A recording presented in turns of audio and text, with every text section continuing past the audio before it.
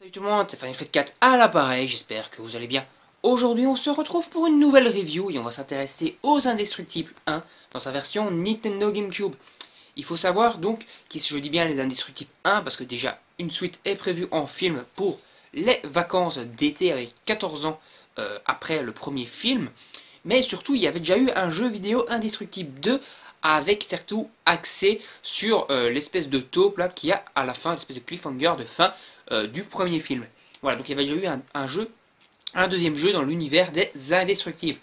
Ici donc on se retrouve dans ce jeu-ci qui est donc un jeu à licence, mais qui est un jeu à licence qui a été très réussi pour ma part. Je vends directement la mèche, puisqu'en fait ce jeu s'était plutôt fait pas mal défoncer par les critiques professionnelles et même par certains joueurs à l'époque. Et maintenant, pourtant, lorsqu'on parle du jeu Indestructible, beaucoup de personnes, tout simplement, y ont joué et c'est un jeu de leur enfance et c'est un jeu tout simplement qu'ils ont apprécié. Voilà. Donc on va faire directement les petits points sur ce jeu. Qu'est-ce que c'est que ce jeu? Ce n'est pas en fait tout simplement un jeu avec un seul type de gameplay, tout simplement parce qu'en fait, on va combiner tous les Indestructibles. Petit point sur le scénario qui suit très fidèlement le film. On commence d'abord le jeu en contrôlant Monsieur Indestructible avant même qu'il soit marié à Elastic Girl, et donc il n'est pas encore marié, comme dans le film d'ailleurs, et après on va continuer le jeu après leur mariage et 15 ans de paix tout simplement, où les super-héros auront été un peu persona non grata et qui n'auront plus vraiment pu agir comme ils le souhaitaient, suite justement aux accidents provoqués par Monsieur Indestructible lors du début du film et du début du jeu tout simplement.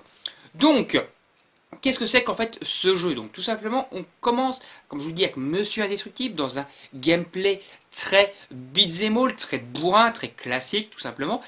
Et ensuite on enchaîne également avec des petites phases avec Elastic Girl qui elle a un mélange, un petit peu un gameplay infiltration combiné avec du beat'em all classique et un petit peu de phase d'énigme et de réflexion où il faut utiliser les pouvoirs d'Elastic Girl, c'est-à-dire tout simplement utiliser ses bras, allonger ses bras, etc. pour passer certaines phases ou certaines phases de plateforme, hein, tout simplement. Donc plutôt à côté plus plateforme avec Elastic Girl qu'avec Monsieur Indestructible. Par après, lorsque ils auront eu leurs enfants, donc en fait leurs trois enfants, mais surtout Flèche et Violette qui vont être contrôlés dans le jeu et d'ailleurs qui sont suivis vraiment dans le film, on aura d'autres gameplays. Avec Flèche par exemple, on aura un gameplay très course où il faudra esquiver énormément d'obstacles pour arriver d'un point A à un point B. Et tout en esquivant plein d'obstacles, il va le plus rapidement possible. On sera généralement timé sur ces phases-là. Et si on ne réussit pas dans le temps imparti, c'est game over, tout simplement. Avec Violette, elle, plutôt, on aura du gameplay plutôt très infiltration. C'est-à-dire c'est 100% infiltration, jouer avec les pouvoirs de Violette d'invisibilité et puis tout simplement se faufiler pour essayer d'éviter certains gardes qui te cherchent et qui n'auront pas spécialement cette fois d'armes et de guns, mais plutôt qu'ils essaieront de te foutre une baffe et ça sera fini. Parce que en fait Violette n'est pas très forte, mais elle a des pouvoirs pour devenir invisible, tout simplement. Après il y aura également un gameplay combiné entre Flèche et Violette, donc Flèche qui va courir et Violette qui va créer un bouclier, tout simplement. Et là, ce gameplay sera une combinaison un peu, enfin plutôt un gameplay course, mais avec une petite utilisation de la bulle de protection créée par Violette, qui va faire une espèce de gameplay un petit peu, un peu comme les auto-tamponneuses, quoi, en somme. Et donc, toutes ces phases de gameplay seront embriquées, surtout dans la deuxième partie du jeu, c'est-à-dire qu'on va enchaîner par exemple d'abord Monsieur Indestructible, phase classique beat'em all, puis pouf, on passe à une course avec Flèche, puis paf, on enchaîne sur Violette qui s'infiltre, hop là, on enchaîne avec Elastic Girl qui va faire des énigmes, etc.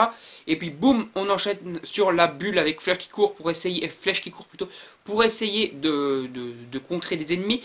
Puis splash, on va nouveau avoir tous les personnages qui vont se recombiner ensemble. Pour ce qui est du film, comme je vous l'ai dit, tout est suivi fidèlement, mais avec des phases à rallonger bien entendu, pour créer du gameplay tout simplement. C'est-à-dire que par exemple, la phase où Monsieur Indestructible, alors qu'il n'est même pas encore redevenu super-héros entre guillemets, va en se captant, en se branchant sur la radio de la police pour entendre les crimes, etc., va rentrer dans un immeuble en feu pour essayer d'aller aider des gens qui sont pris au piège dans cet immeuble, va se retrouver également contre des bandits qui ont mis le feu, des pyromanes, et donc on va devoir avoir complètement une phase dans cet immeuble en flammes, aller devoir combattre des pyromanes et tout ça, alors que c'est pas du tout à fait, pas du tout montré en fait dans le film. Dans le film, il va sauver quelqu'un dans l'immeuble en feu, et puis paf, on enchaîne directement sur la suite de l'aventure.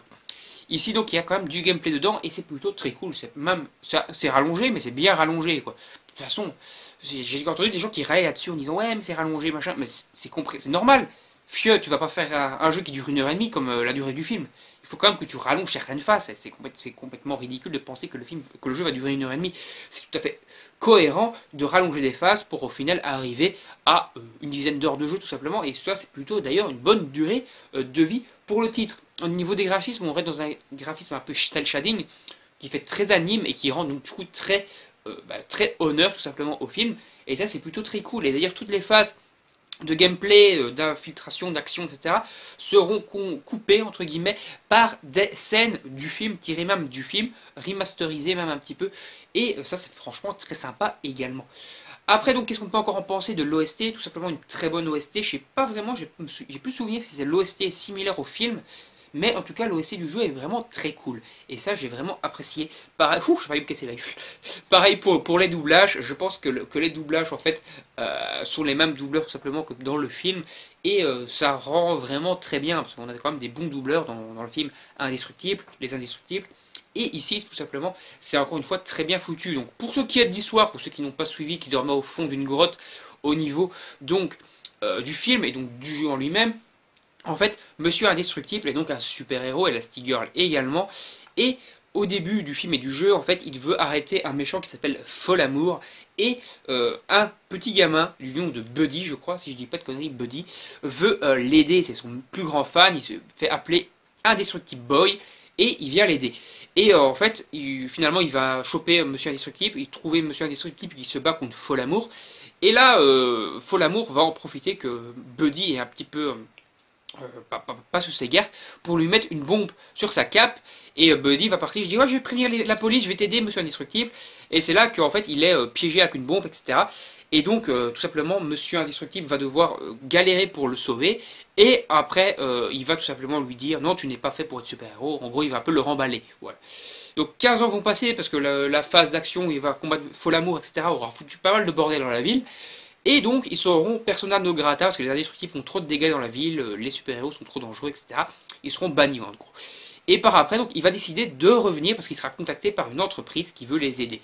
Et au final, on se rend compte que cette entreprise est dirigée par un mec qui se prend pour un super-héros, qui veut devenir super-héros, qui s'appelle Syndrome. Et en fait, Syndrome tue tous les super-héros pour créer des robots ultimes dans le but premier de tuer Monsieur Indestructible. Syndrome est en réalité Buddy qui a grandi, qui veut se venger tout simplement. Et donc, il va créer un robot géant ultime, et après, il va tout simplement essayer d'aller le combattre lui-même, en utilisant une télécommande qu'il a également, pour essayer en fait d'avoir l'avantage sur le robot. Mais le robot sera devenu trop intelligent, et finalement, les indestructibles vont devoir s'unir, et les super-héros s'unir pour le battre, tout simplement. Voilà pour le point sur l'histoire du film et du jeu. Voilà. Allez, ne me dites pas que je vous ai spoilé, c'est un jeu qui est sorti il y a pas mal d'années, le film aussi. Si vous n'avez pas fait, sautez dessus, c'est une valeur sûre, surtout si vous êtes fan du film, vous allez adorer. Allez, salut tout le monde, à la prochaine, n'hésitez pas à vous abonner à la chaîne, à liker la vidéo, à partager, à commenter, à donner votre avis sur le jeu, sur le film, si vous attendez, pourquoi pas, le prochain film, et surtout, à donner vos avis sur la vidéo en elle-même. Salut!